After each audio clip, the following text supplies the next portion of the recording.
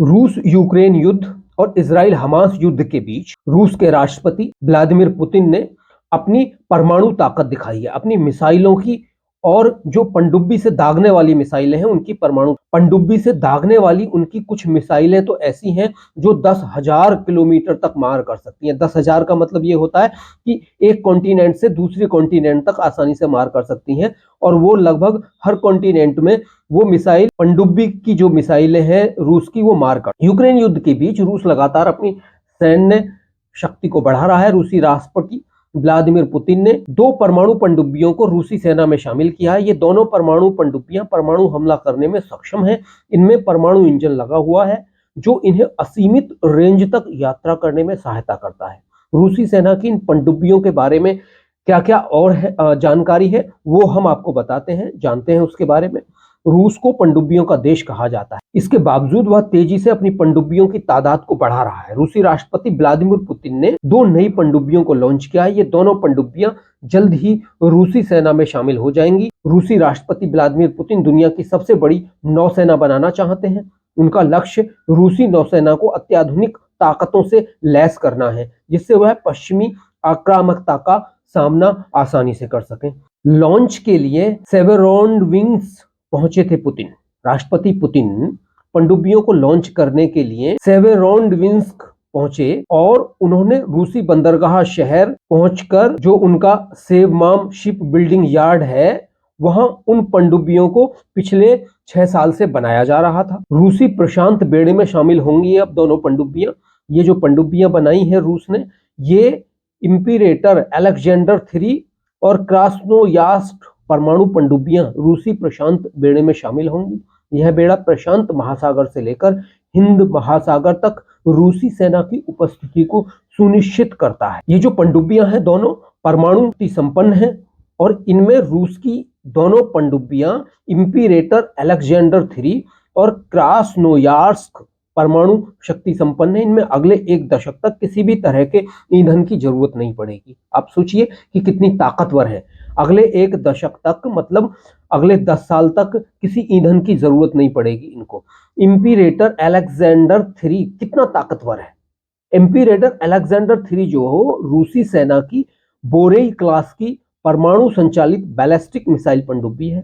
पनडुब्बी का नाम रूस के अलेक्जेंडर 3 के नाम पर रखा गया है। ये जो पनडुब्बी है इंपीरेटर अलेक्जेंडर 3 पर कौन कौन से हथियार तैनात किए हैं रूस ने वो भी थोड़ा सा बताते हैं। इंपीरियल अलेक्जेंडर 3 पनडुब्बी पर बुलावा बैलिस्टिक मिसाइल तैनात है।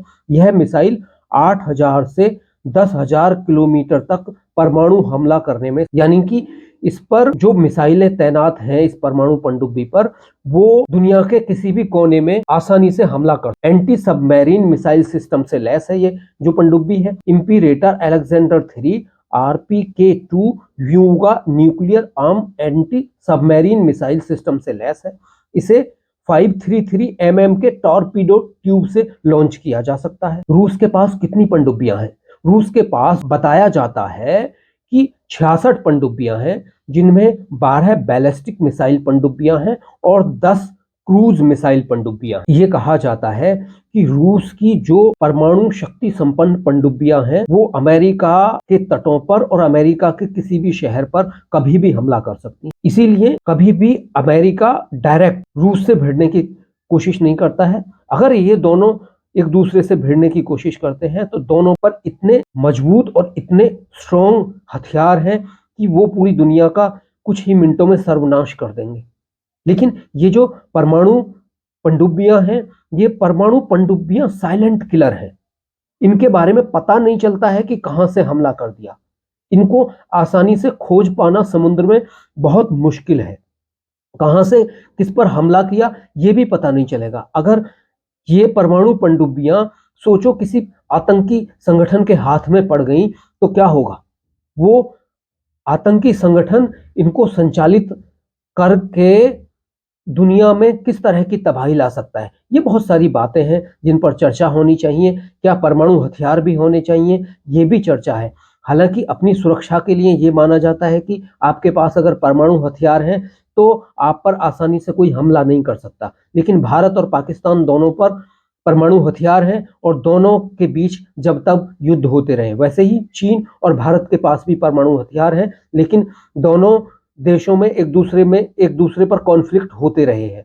तो ये कहना कि परमाणु बम या परमाणु मिसाइलें आपके पास होने से आप सुरक्षित हो जाएंगे, तो ये बहुत मुश्किल है कहना कि आप सुरक्षित हैं। और दूसरा ये है कि पाकिस्तान जैसे देश के जो परमाणु हथियार हैं वो कभी भी आतंकियों के हाथ में पड़ सकते हैं।